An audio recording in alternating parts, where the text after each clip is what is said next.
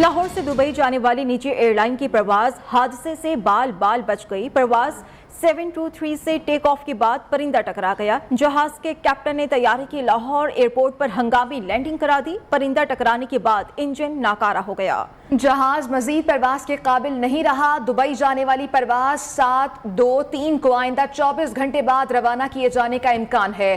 اہم خبر آپ تک پہنچا رہے ہیں۔ لاہور سے یہ پرواز جا رہی تھی جس سے پرندہ ٹکرا گیا ہے اور ہنگامی لینڈنگ کروا لی گئی ہے۔ اہم خبر لاہور سے دبئی جانے والی نجی ایئر لائن کی پرواز حادثے سے بال بال بچ گئی۔ اسی پر ہم بات کریں گے سہیل عباس بلوچ سے بھی، لیکن ابھی کی خبر آپ سے شیئر کر رہے ہیں۔ لاہور سے دبئی جانے والی نجی ایئر لائن کی پرواز حادثے سے بال بال بچ گئی۔ جہاز کے کپتان نے طیارے کی لاہور ایئرپورٹ پر ہنگامی لینڈنگ کرا دی۔ پرندہ ٹکرانے کے بعد انجن ناکارہ ہو گیا۔ جی سہیل عباس۔ جی بالکل، لاہور سے دبئی جانے والی سائرین ایئر لائن کی پرواز 723 جو ہے وہ ٹیک آف کے بعد اس سے پرندہ ٹکرا گیا۔ بال بال بڑے حادثے سے بچ گئی ہے پرواز۔ جہاز کے کپتان نے طیارے کی واپسی لاہور ایئرپورٹ پر ہنگامی بنیادوں پر جو ہے وہ لینڈنگ کروا دی گئی ہے۔ پرندہ ٹکرانے کے بعد انجن جو ہے وہ جہاز کا نکارہ ہو گیا ہے۔ جہاز مزید پرواز کے قابل بھی نہیں رہا۔ ایئرپورٹ ذرائع کے مطابق دبئی جانے والی پرواز 723 کو آئندہ 24 گھنٹوں کے بعد جو ہے وہ روانہ کیا جائے گا۔ جی ٹھیک ہے، بہت شکریہ آپ کا سہیل۔ سب سے مہنگا ٹکٹ اور سب سے ناقص سہولیات، گرمی سے بچنے کے لیے اے سی کیبن لیا مگر ٹرین کا اے سی پلانٹ ہی جواب دے گیا۔ کوئٹہ سے پشاور جانے والی جعفر ایکسپریس کا اے سی سبی کے مقام پر خراب ہو گیا۔ شدید گرمی میں مسافروں کو مشکلات کا سامنا ہے، بچے خواتین سب پریشان ہیں۔ مسافروں کے مطابق متعلقہ عملے کو شکایت کرنے کے باوجود تعاون نہیں کیا جا رہا۔ اسی پر مزید تفصیلات جان لیتے ہیں، نمائندہ نیو نیوز عصمت امان سملانی ہمارے ساتھ موجود ہیں۔ عصمت بتائیے گا۔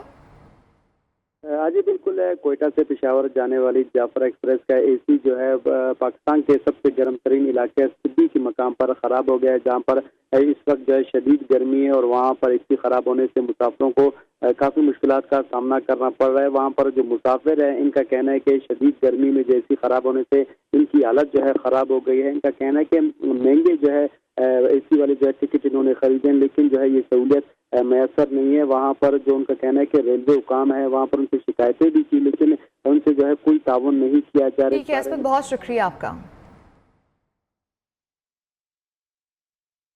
وزیر خزانہ مفتاح اسماعیل نے کہا ہے کہ مشکل فیصلے کرنے کے سوا کوئی دوسرا آپشن نہیں تھا۔ پہلا ٹارگٹ ملک کو سری لنکا جیسے صورتحال سے بچانا ہے۔ تاریخ کے 4 بڑے خسارے عمران خان نے کیے۔ گزشتہ حکومت نے IMF سے معاہدے کے برخلاف فیول پر سبسڈی دی، پیٹرول پر پیسے بڑھا کر گھر نہیں لے جا رہے۔ عمران خان جعلی چیک کاٹ کر بھاگ جانے والی حرکت کر رہے ہیں۔ پوسٹ بجٹ پریس کانفرنس کرتے ہوئے وزیر خزانہ نے کہا، ہمیں اپنی معیشت سدھارنا ہوگی۔ مسائل کو حل نہیں کیا گیا تو معیشت اتنا بوجھ نہیں اٹھا پائے گی۔ اس رواں مالی سال میں حکومت پاکستان نے 1100 ارب روپے سے زیادہ بجلی کے محکمے کو سبسڈی دی۔ 11 روپیہ سبسڈی دی ہے بجلی کو سستی کرنے میں، اب جو بجلی کے بل میں جو گیپ آ رہا ہے اس کو کرنے۔ ہمارا بل کلیکشن کا ریٹ جو ہے وہ بہت کم ہے۔ جن لوگوں کو بجلی دے رہے ہیں ان کی آپ بل کلیکٹ نہیں کر پا رہے۔ 1600 ارب روپے کا وفاق کا نقصان ہو جاتا ہے۔ اس چیز کو ایڈریس نہیں کیا تو یہ ملک جو ہے اس کا متحمل نہیں ہو سکتا۔ ہماری معیشت اتنا بڑا بوجھ نہیں اٹھا سکتی۔ 200 ارب روپے کا نقصان پچھلے 2 سالوں میں SNGPL نے صرف سردیوں میں کرا جب آپ نے LNG کو ڈومیسٹک گیس میں بیچا ہے۔ اس کو گیس دیں گے، کسی کی فیکٹری کو بند نہیں کرنے دیں گے کیونکہ اس سے روزگار آتا ہے، اس سے ایکسپورٹس آتا ہے۔ یہ بات کلیئر ہے۔ خان صاحب نے فروری کے اینڈ پہ مارچ میں جب ان کو لگ رہا تھا ان کی حکومت جاری اور جو انہوں نے یہ سبسڈی دی ہے آئل اور پیٹرول کی، IMF کا معاہدے کے خلاف کیا۔ لگژری گاڑی ضرور چلائیں مگر بھاری ٹیکس دینے کے لیے بھی تیار رہیں۔ وفاقی حکومت کی جانب سے 1600 cc یا اس سے زائد طاقت کے انجن کی حامل گاڑیوں پر ایڈوانس ٹیکس عائد کر دیا گیا ہے۔ بجٹ میں غریبوں کو ریلیف دینے کی کوشش، شاہانہ طرز زندگی پر لگے گا بڑا ٹیکس۔ وفاقی وزیر خزانہ مفتاح اسماعیل نے بجٹ پیش کرتے ہوئے کہا، صاحب حیثیت طبقے پر ٹیکس بوجھ منتقل کرنے کی ہماری اس پالیسی کے تسلسل میں 1600 cc سے زائد گاڑیوں پر ایڈوانس ٹیکس بڑھانے کی تجویز ہے۔ تجویز کی منظوری کے بعد لگژری گاڑیوں کے شوقین حضرات کو اضافی ٹیکس بھرنا پڑے گا۔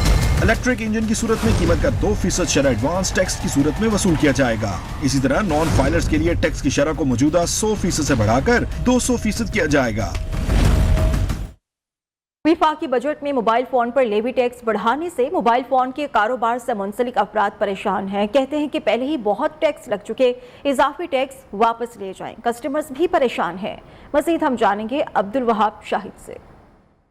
جی بالکل، وفاقی بجٹ نے حکومت نے جو ہے وہ مزید بھی موبائل فون پر ٹیکسز لگائے، جس پہ اگر بات کی جائے تو لیوی ٹیکس لگایا گیا ہے 100 روپے سے لے کر 16,000 روپے تک جو ہے وہ مختلف موبائل کی قیمتوں پر جو ہے وہ ٹیکس بھی لگائے گئے ہیں، جس سے تاجر برادری اس حوالے سے کیا کہتی ہے یہ ان سے ہی جانتے ہیں کہ 100 روپے سے لے کے 16,000 روپے تک یہ جو ٹیکس لگایا ہے مختلف کیٹیگریز پہ، تو آپ نہیں سمجھتے ہیں کہ یہ اس کا جو افیکٹ ہے وہ کاروبار پہ پڑے گا؟ اور آلریڈی ہم جس کرب سے گزر رہے ہیں ہمیں پتہ ہے جو ٹیکس اب بڑھائے گئے ہیں کم از کم جو ہے وہ انہیں کم کیا جائے۔ آپ بتائیے گا کہ نئے ٹیکس لگا دیے، کاروبار پہلے متاثر تھے، اب ایک فون ہے وہ 2-2.5 لاکھ روپے کا فون ہے، اس کے اوپر وہ 1.25 لاکھ روپے آلریڈی ٹیکس دے رہا ہے، ٹھیک ہے، اب جو ہے وہ 16,000 روپے انہوں نے مزید انکریز کر دیا اس کا، تو یہ کسٹمر جو ہے وہ اس کی قوت خرید جو ہے آلریڈی کم ہو چکی تھی۔ بالکل بجٹ کے اثرات جو ہے وہ اس وقت نظر آ رہے ہیں کہ مارکیٹ جو ہے ویران ہے۔ اس دکان پہ ہم موجود ہیں اور یہ موبائل فون کی دکان ہے اور یہاں پر بھی جو ہے وہ کوئی کسٹمر موجود نہیں، موبائل فون جو ہے وہ باہر ہو چکا ہے۔ اگر مزید ٹیکس لگائے گا تو لوگوں کا کاروبار بھی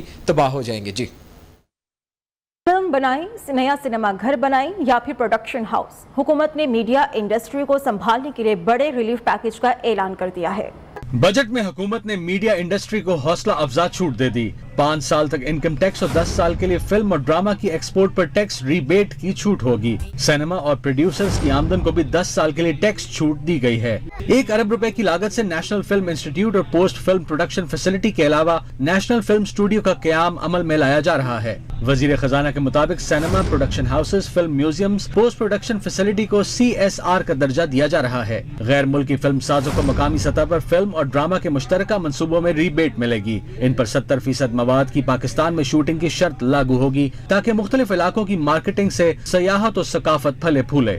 وزیر خزانہ نے کہا ڈسٹریبیوٹرز اور پروڈیوسرز پر عائد 8% ود ہولڈنگ ٹیکس ختم کیا جا رہا ہے۔ فلم اور ڈراموں کے لیے مشینری، آلات اور ساز و سامان کی امپورٹ کسٹم ڈیوٹی سے 5 سال کا استثناء ہوگا۔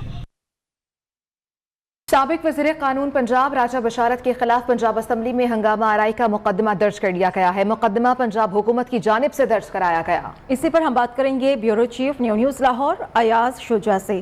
ایاز بتائیے گا مقدمہ کن دفعات کے تحت درج ہوا؟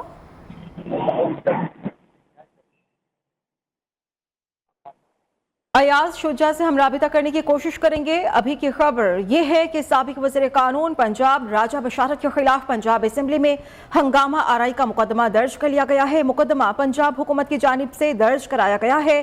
سابق صوبائی وزیر قانون راجہ بشارت کے خلاف بھی پنجاب حکومت نے کیس بنا دیا۔ سابق وزیر قانون راجہ بشارت کے خلاف پنجاب اسمبلی میں ہونے والی ہنگامہ آرائی کے الزام میں مقدمہ درج کیا گیا ہے اور یہ مقدمہ گزشتہ روز ہی درج کر لیا گیا تھا۔ سابق وزیر قانون پنجاب راجہ بشارت کے خلاف پنجاب اسمبلی میں ہنگامہ آرائی کا مقدمہ درج ہو چکا ہے۔ لاہور کی اسپیشل سینٹرل کورٹ نے منی لانڈرنگ کیس میں شہباز شریف اور حمزہ شہباز کی عبوری ضمانت میں توثیق کر دی ہے۔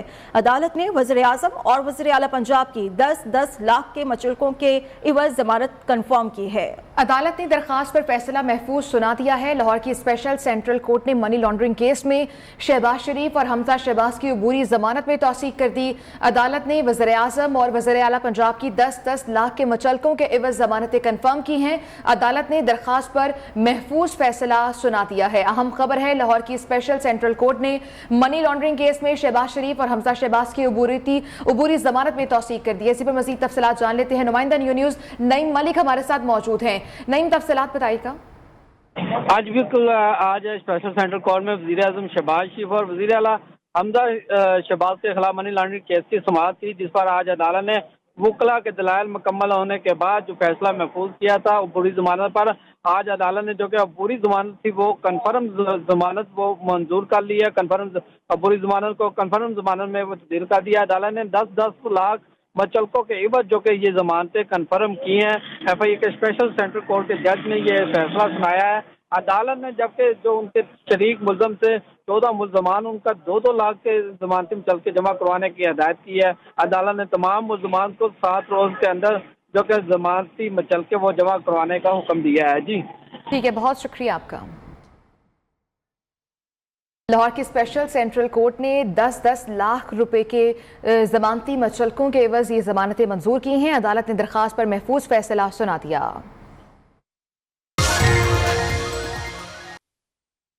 सूरज मुसलसल आग बरसा रहा है। मुल्क के मैदानी इलाके शदीद गर्मी की लपेट में हैं। मोहिंजोदाड़ो, नवाबशाह और दादो में 50 डिग्री तक पहुंच जाएगा। इस्लामाबाद का दर्जा हरारत 45 डिग्री रहने का इम्कान है।